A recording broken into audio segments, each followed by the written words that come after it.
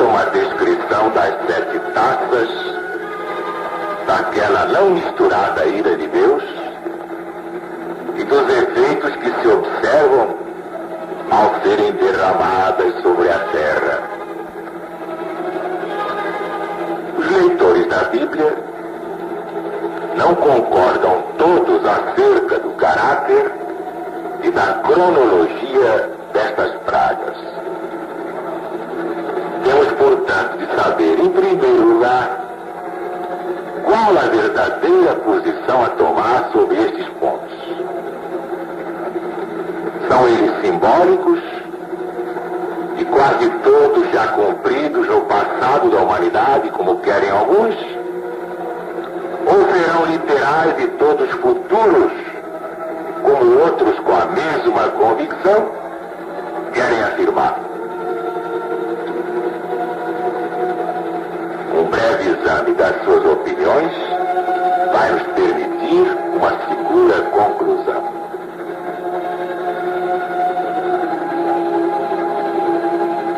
Capítulo 16 do Apocalipse, versículos 1 e 2.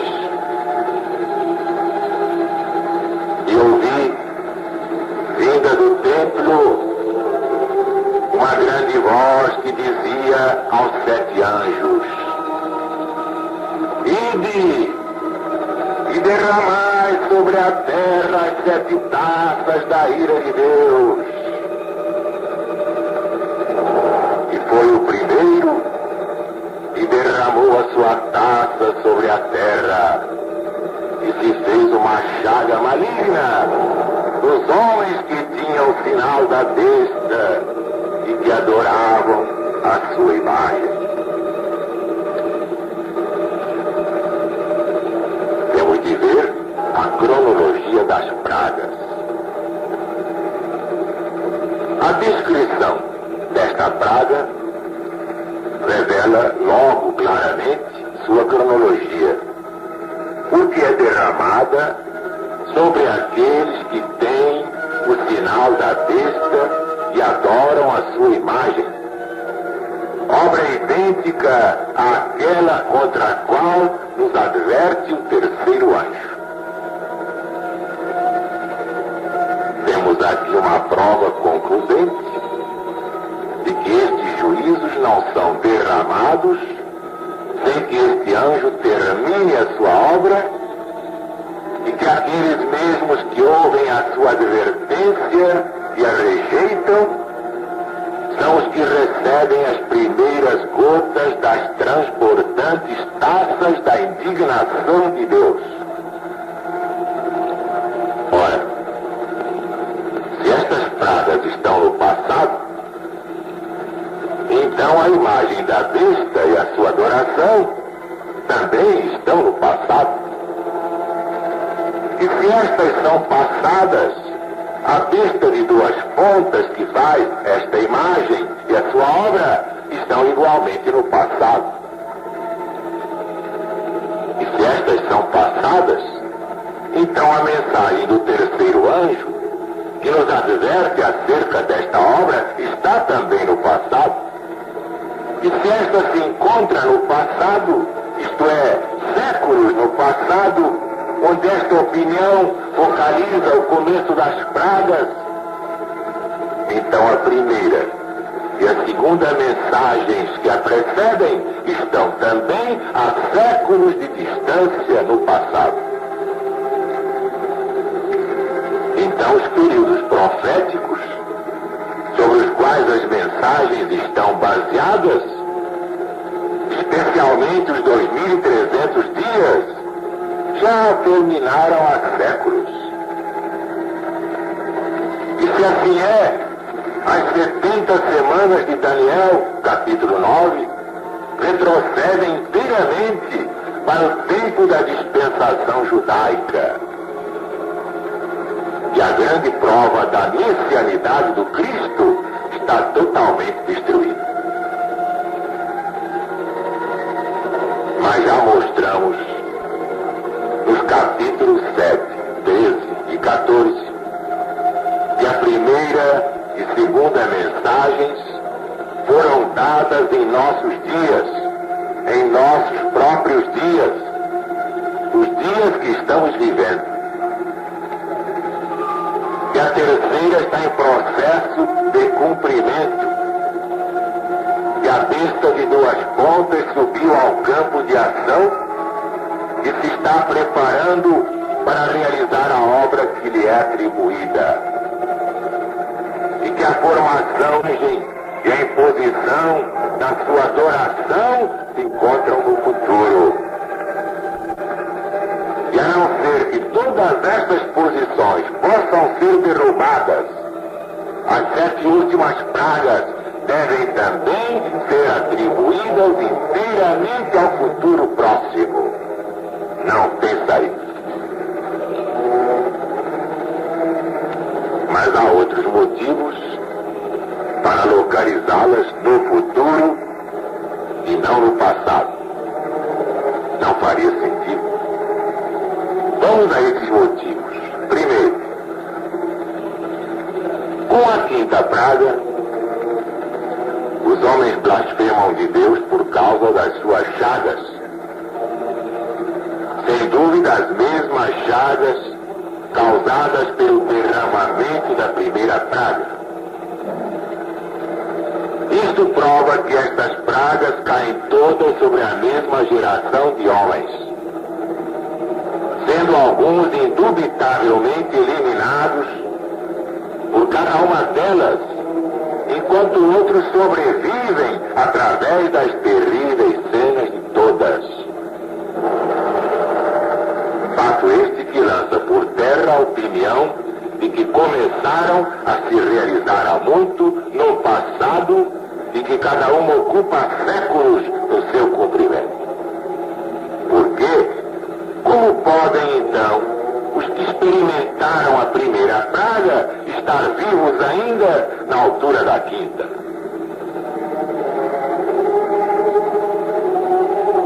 Segundo, estas pragas são o vinho da ira de Deus sem mistura, sem nenhum laivo de misericórdia.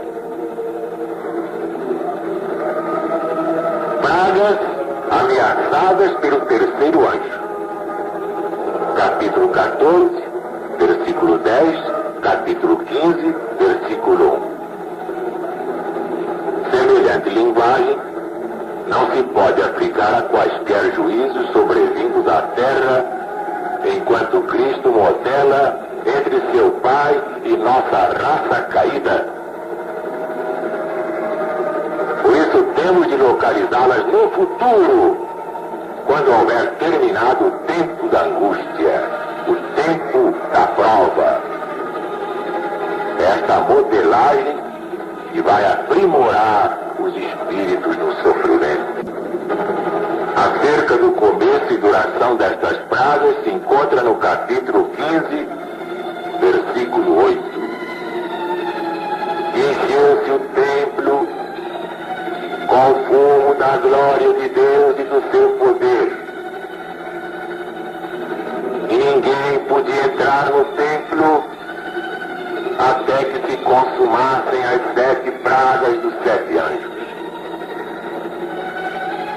O templo, aqui apresentado evidentemente, é aquele que é mencionado no capítulo 11, versículo 19, onde se diz: abriu-se no céu o templo de Deus e a arca do seu concerto foi vista no seu templo. Noutros termos, temos diante de nós o santuário celeste. Lemos, portanto, que quando os 7 anjos com as 7 taças de ouro recebem sua missão, o templo está cheio com o fumo da glória de Deus. E ninguém pode entrar no templo ou santuário até que tenham consumado a sua obra. Não haverá, portanto, ministração no santuário durante esse tempo. Por conseguinte, essas taças não são derramadas antes do fim da ministração do tabernáculo celeste, mas seguem imediatamente esse acontecimento. Posto Cristo já não continua como mediador. A misericórdia que durante tanto tempo deteve a mão da vingança já não intercede mais. Os servos de Deus já estão todos marcados, já estão todos assinalados para a salvação. O que se podia, portanto, esperar, senão que a tempestade da vingança se desencadeasse e a terra fosse varrida pela vassoura da destruição. Demonstra agora a cronologia destes juízos que estão diante de nós num futuro muito próximo, entesourados para o dia da ira de Deus. Continuemos a investigar sobre a sua natureza e que resultará quando sair do templo a solene, terrível ordem aos 7 anjos dizendo: ide e derramai sobre a terra as 7 taças da ira de Deus. Somos aqui convidados a olhar para o tesouro do Senhor, de onde são tirados os instrumentos da sua indignação, como está no profeta Jeremias, no Velho Testamento da Bíblia Sagrada, capítulo 50, versículo 25. Aqui são tirados para fora os tesouros de Saraiva, que têm estado retidos até o tempo da angústia, até o dia da peleja e da guerra, como está no livro de Jó, capítulo 38, versículos 22 e 23, do Velho Testamento da Bíblia Sagrada. E eis aqui a primeira praga. E foi o primeiro anjo, derramou sua salva sobre a terra e se fez uma chaga maligna nos homens que tinham o sinal da besta e adoravam a sua imagem. Não há motivo aparente para isto não ser considerado como estritamente literal. Estas pragas são quase idênticas às que Deus infligiu aos egípcios antigos, quando estava prestes a libertar seu povo do jugo da servidão. E ninguém põe em dúvida terem sido literais, reais. Deus está agora prestes a coroar o seu povo com a libertação e a redenção finais. E seus juízos se manifestarão de um modo não menos literal e terrível. Somos informados de que chaga aqui se trata. É semelhante à praga paralela que caiu sobre o Egito no tempo de Moisés. Livro do Êxodo, capítulo 9, versículos 8 a 11. Mas quando eu digo aqui Israel, não é o povo de Israel. Israel é o símbolo do povo de Deus, do rebanho único que está espalhado em toda a humanidade. É a igreja de Deus, as boas ovelhas em todos os rebanhos. E agora ele vem fazê-las um corpo só, pensamento só, uma alma só, um rebanho só, para um só pastor, que é o Cristo de Deus. Dizer que esse Apocalipse não pode ser católico, não pode ser protestante, não pode ser espírita, não pode ser umbandista, não pode ser judaico. É o Apocalipse de Jesus que está acima de todas as religiões criadas pelos homens. Porque Jesus criou uma só, a do amor. É o seu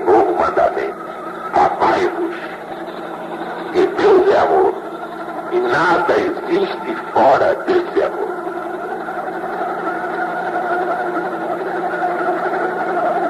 No versículo 3, e o segundo anjo derramou a sua salva sobre o mar, que se tornou em sangue como de um morto, e morreu no mar toda a alma vivente. Eis aí a segunda praga. E dificilmente se poderá imaginar substância mais infecciosa, mortal, do que o sangue de um homem morto. O pensamento de que os grandes corpos de água da terra, que são sem dúvida significados pela palavra mar, hão de ser mudados em semelhante estado com esta praga, apresenta realmente um quadro terrível, acima do entendimento humano. Temos aqui o fato notado de que a palavra ou expressão alma vivente é aplicada a animais irracionais, aos peixes e criaturas vivas do mar, no fundo do mar. Este é o único exemplo de semelhante aplicação na famosa versão inglesa do Apocalipse. No original, porém, ocorre frequentemente, mostrando que o termo aplicado ao homem no princípio, Gênesis de Moisés, capítulo 2, versículo 7, não supõe uma essência imaterial e imortal chamada alma. E o segundo anjo derramou a sua taça sobre o mar, e se tornou em sangue como de um morto, e morreu no mar toda a alma vivente. Versículo 4. E o terceiro anjo derramou a sua taça nos rios e nas fontes das águas, que se tornaram em sangue. E ouvi o anjo das águas, versículo 5, que dizia: Justo és tu, Senhor, que és e eras e santo és, porque julgaste estas coisas. 6. Visto como derramaram o sangue dos santos e dos profetas, também tu lhes deste o sangue a beber, porque isto eles merecem. Versículo 7. E ouvi outro do altar que dizia: Na verdade, ó Senhor Deus Todo-Poderoso, teus juízos são justos e verdadeiros. Eis aqui a terceira frase. Tal é a descrição da terrível retribuição pelo sangue dos santos, sangue derramado por mãos violentas, inquisitoriais, que será dado àqueles que fizeram ou desejam fazer tais ações. E posto que os horrores daquela hora, em que os rios e fontes das águas se tornarão como sangue, não podem agora ser imaginados, no entanto, a justiça de Deus será vingada e os seus juízos inteiramente aprovados. Ouvem-se os próprios anjos a exclamar: Justo és tu, ó Senhor, porque julgaste estas coisas, visto que derramaram o sangue dos santos e dos profetas.